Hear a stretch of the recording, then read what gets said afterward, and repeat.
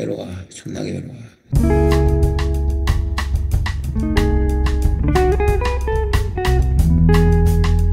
외로워. 존나게 외로워.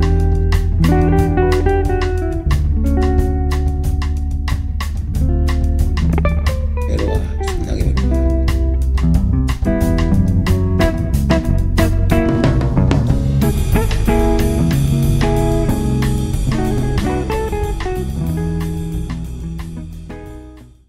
원래 인문학이라는 게 여러분들은 이제 학자가 아니다 보니까 이게 제가 지금 한 것에 대한 의미를 잘 몰라요. 그래서 제가 기대하는 그런 사람들이 놀라는 반응이 저는 아직 못 받았어요. 그냥 뭐 여행에서 좋았다, 뭐 그것도 좋고 여러분들 행복한 거 좋은데 제가 기대하는 건 선수들이잖아요. 선수들. 선수가 없어요 지금. 인문학이라는 게 뭘 설명하는 걸 하지, 뭘 설명하는 내러티브를 만들지, 뭘 예측해서 통제 조건을 만들어서 그걸 실험해서 그 예측대로 결과값이 나오게 만드는 거, 이런 건 인문학하고 좀 거리가 있어요 사실은. 인문학이 잘하는 게 아닙니다. 근데 여러분들이 지금 경험한 프로젝트는 바로 그거예요. 제가 계속 실험이라는 얘기를 강조했고 거대한 사회 실험이거든요. 그리고 그거는 예측값대로 나왔고 앞으로의 이제 이것에 이제 여러분들이 관심 있는지 여기서 어디까지 갈 거냐 이런 건 여러분들의 관심사항이지만 제가 사실은 그거를 하기 위해서 뭔가를 자꾸 활동을 하면 할수록 이 실험은 왜곡되고 훼손되죠. 사실은 이게 실험의 가설대로 간다면 제가 아무것도 안 해도 사토시나가콘도 뭐 한 거 없잖아요. 그냥 이렇게 만들어 놓으면 아무것도 안 해도 이게 비트코인의 그 역사를 굉장히 압축해서 가야 맞아요. 근데 우리는 이제 그럴 시간이 없으니까 그걸 압축해서 이제 뭔가를 하려고 하는 건데 그럴수록 이제 실험은 훼손이 되겠죠. 근데 이걸 그러니까 인문학이라는 게 뭐 일어난 일에 대해서 막 그럴듯한 말로다가 이렇게 설명하는 그런 스토리텔링을 하는 학문인데 뭐를 예측해서 이론을 가지고 뭐를 예측하고 그 결과를 선언하고 실험자가 이렇게 될 거라고 얘기하고 그렇게 해석이 됐다면 일단 거기에서 이게 그 지적인 감동을 받아야 되는데 그런 인간들을 제가 못 봤어. 아이씨 외로워. 존나게 외로워.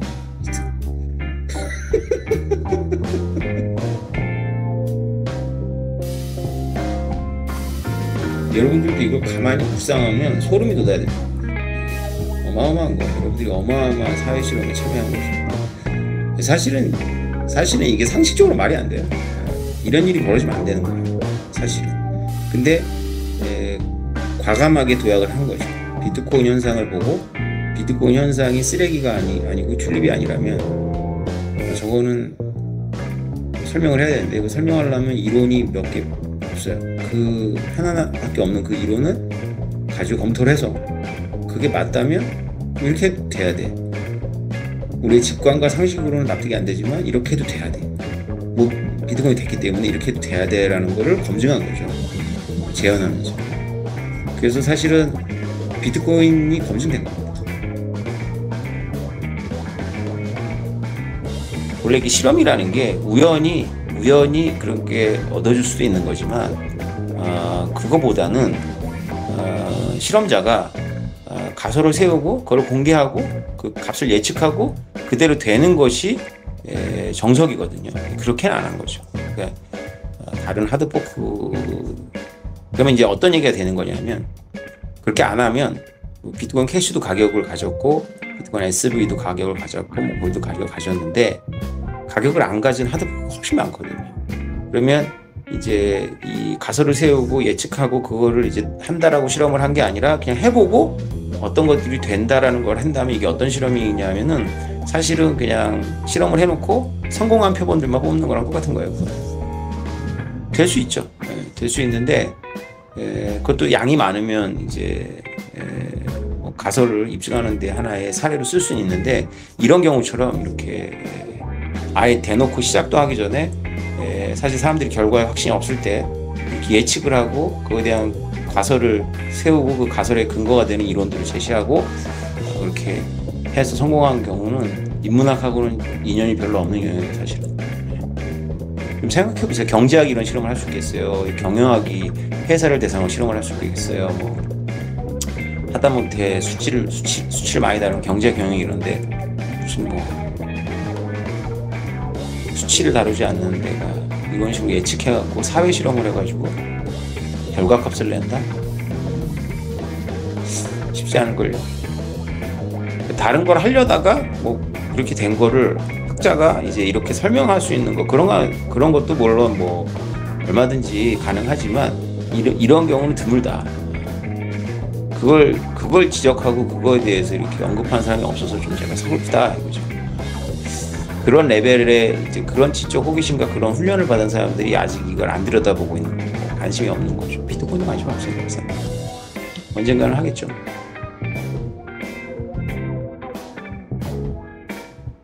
네, 안동님 말이 맞아요. 모비 욕하는 논리를 들어보면 초기 비트코인 욕하는 논리랑 똑같습니다. 왜냐하면 똑같이 만들었기 때문에 그래요. 그 비트코인이 말 안 되는 우리의 상식하고 직관하고 말이 안 되는 부분에서 과감하게 도약을 해서 가설을 만든 그거를 머리로다가 여러 번 돌려가면서 모형을 실험해 본 거고 그걸 이제 확신을 갖고 한 거기 때문에 저도 제 직관을 따라서 한 게 아니라 제 이론을 따라서 한 거거든요. 제 제자가 이제 비트코인 떨어질 때마다 흔들릴 때마다 저한테 전하는 제자가 있었는데 제가 그때 그런 얘기를 했다라고 얘기했잖아요. 흔들릴 때는 이론을 따라가라고 직관을 따르지 말고. 비트코인은 이론으로 테스트를 해봤을 때 이론적으로 맞거든요. 그래서 설득이 돼서 비트코인에 들어온 거고 그 친구도 몇 년 지났더니 오르기도 하고 내리기도 하지만 어느 순간에 이제 폭락을 하면 겁이 나죠. 그래서 이제 다시 한번 확인하고 싶어서 저한테 전화를 한 거지만 제가 흔들릴 때는 이론을 따르라고 합니다. 근데 사람이 이게 잘 안 돼요. 왜냐하면 직관을 따르게 되어 있어요. 우리는 지금 이론을 갖고 한 거예요. 이론을 갖고 그냥 하다가 100번쯤 했을 때 한 10개쯤 되는 그런 일에 우리가 도킹한 게 아니고 이렇게 하면 이렇게 될 거다 라는 그 경로를 제가 밝히고 해서 결과가 나온 겁니다. 그리고 처음에는 믿어지지 않지만 이거를 돌이켜서 여러분들이 설명을 할 때 약간 공부를 비트코인하고 한다면 비트코인을 설명하는 모형하고 똑같이 설명할 수가 있고요. 그리고 되게 심플합니다. 경험해보시면 아시겠지만 좋은 이론은 되게 심플해요. 여러분들이 경험한 이것도 되게 심플한 가설이에요. 메모론가는 신호고 그 메모론가를 투입하면 화폐를 창안할 수가 있다. 좋은 장부를 만들 수가 있다라는 거죠. 비용을 들이는 걸 주제 사실을 만들면 됩니다.